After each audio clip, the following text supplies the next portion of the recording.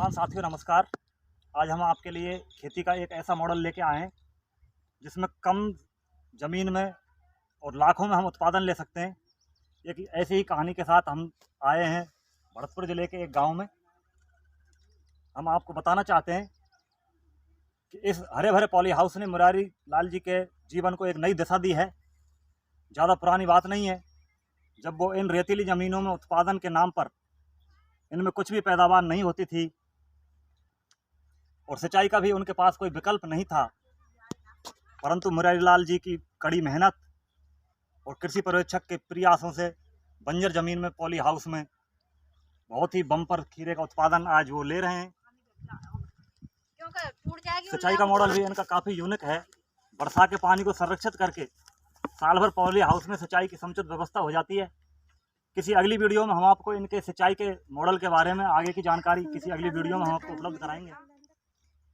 किसान भाइयों, आप सोच रहे होंगे कि खेती का कौन सा मॉडल है जिसमें खेत को चारों ओर से पैक कर दिया गया है।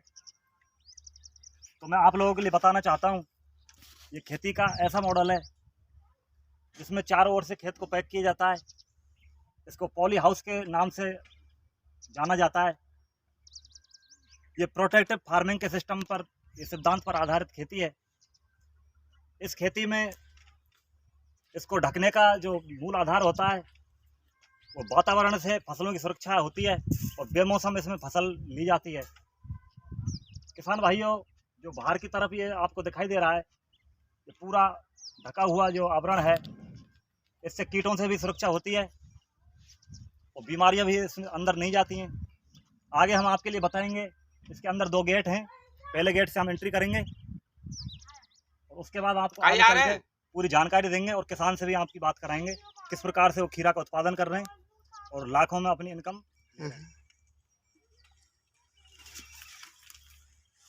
किसान भाइयों, ये बाहर का गेट है, हम इससे एंट्री करेंगे।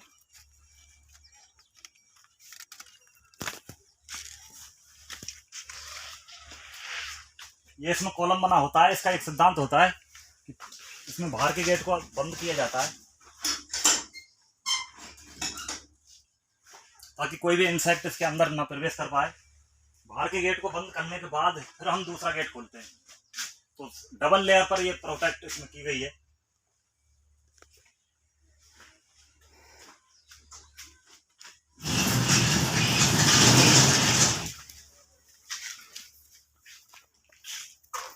ये इसका सेकंड गेट है। इसको तुरंत बंद कर दिया जाता है ताकि बाहर से कोई भी वायरस या इंसेक्ट अंदर प्रवेश नहीं कर पाता है इससे।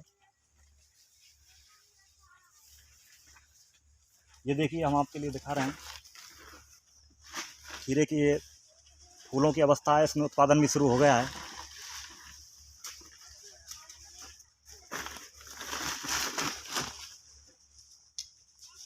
इसको रस्सी के सहारे से बेल को ऊपर चढ़ा दिया जाता है। ये लगभग 6-7 फुट तक ऊपर और जाएगा। ये अभी शुरुआती अवस्था उत्पादन की।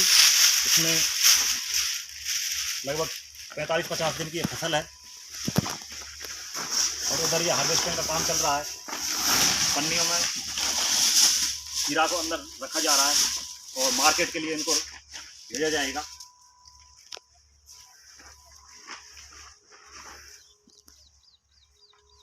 ये लगभग 1 एकड़ का पूरा सेटअप है 4000 स्क्वायर मीटर में और इसमें तीसरी फसल अब की बार किसान ले रहे हैं। और उधर इंसेक्ट के लिए स्प्रे का काम चल रहा है, इंसेक्ट को कंट्रोल करने के लिए।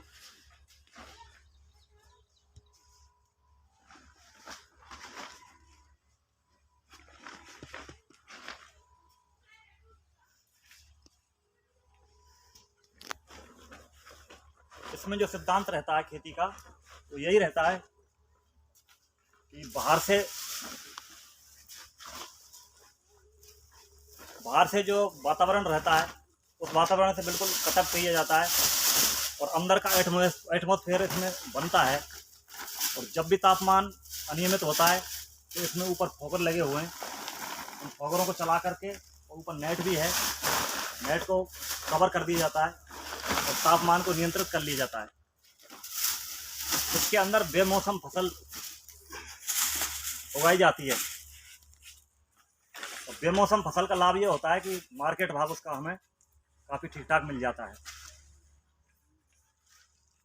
इसके अंदर जो सिंचाई होती है वो ड्रिप इरिगेशन के सिस्टम से होती है।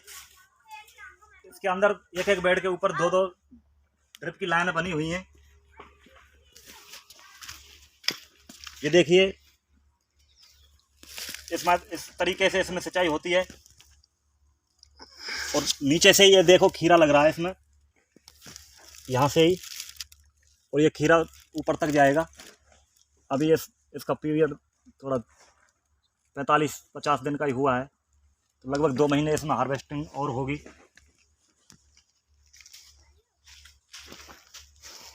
इसमें 2 पोर्शन बने हुए हैं। इसमें एक दिन एक पोर्शन में तोड़ाई का कार्य होता है और दूसरे दिन दूसरे पोर्शन में तोड़ाई का कार्य होता है।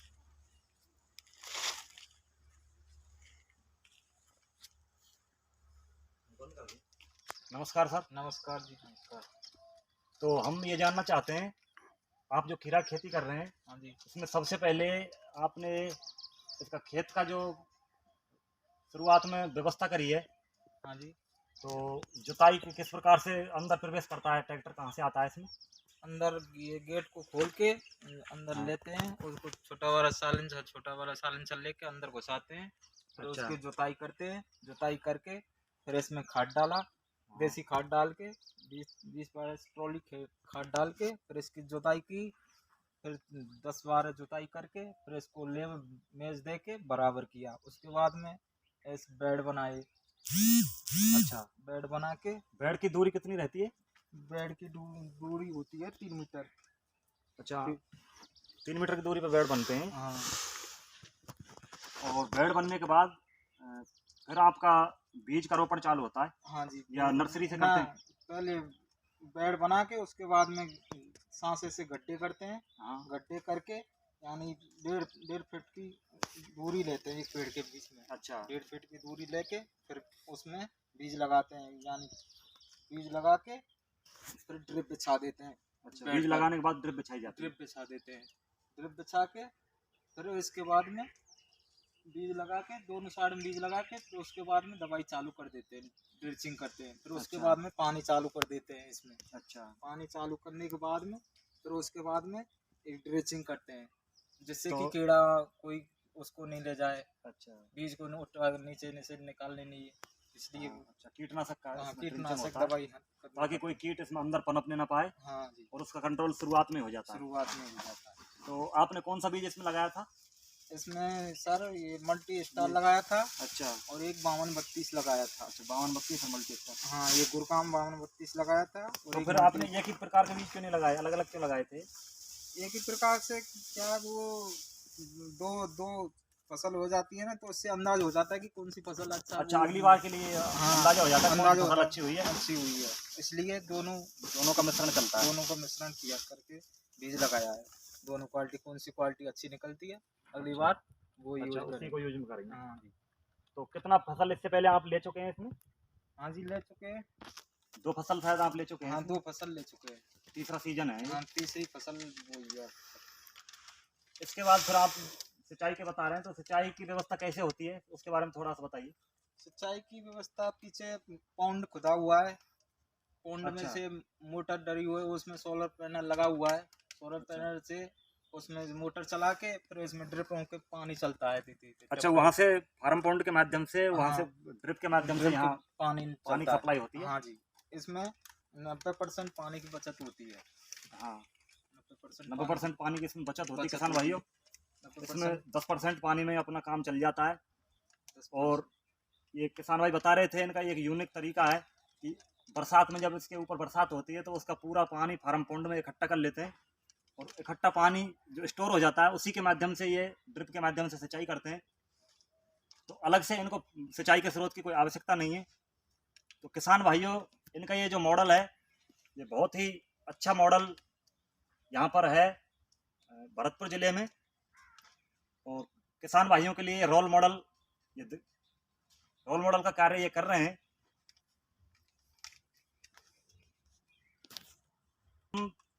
हम ये जानना चाहते हैं कि जैसे इसका टेम्परेचर बढ़ता है अंदर, हाँ जी। तो उसके लिए आपके पास क्या व्यवस्था इसमें रहती है? इसमें सर ये वो मेन फ्लोवर पर फॉगर है, अंदर फॉगर है, ज़्यादा तेज टेम्परेचर होता है तो अंदर के फॉगरों को चला देते हैं। अच्छा। एक मेन फ्लोवर पे है, पन्नी के ऊपर है मेन फ्लोवर, उसको भी फॉगर को चला दे, जैसे पन्नी को ठंडा कर देती है। जैसे अच्छा। बरसात पड़ती है ना, वह हिसाब से फॉगर चलता है, वो पन्नी को ठंडा कर देती है, जिससे अंदर का मौसम कूलिंग हो जाता है। और अच्छा। जैसे ये नेट है, इसको फैला देते हैं।